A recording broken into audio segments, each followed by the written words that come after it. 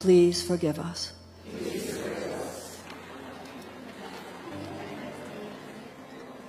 As I speak, I'm going to ask the white Americans in the room to please repeat after me.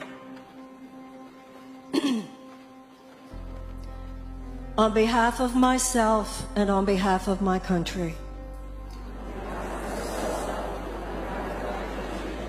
to you and all African Americans, from the beginning of our nation's history, in honor of your ancestors and on behalf of your children,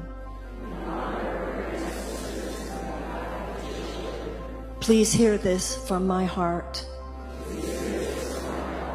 I apologize. Please forgive us. With this prayer, I acknowledge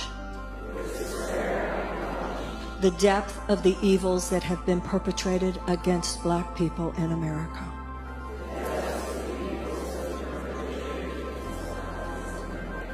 From slavery to lynchings to white supremacist laws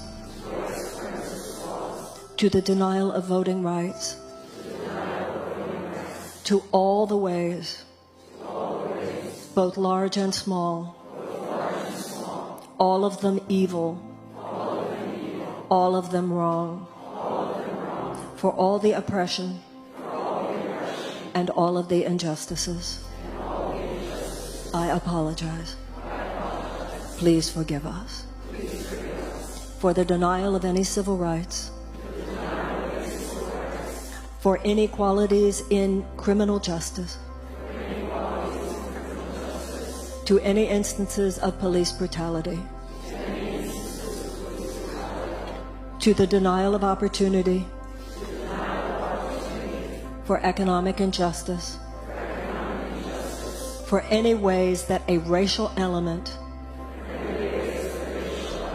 has played into the perpetration of injustice. I apologize. Please forgive us.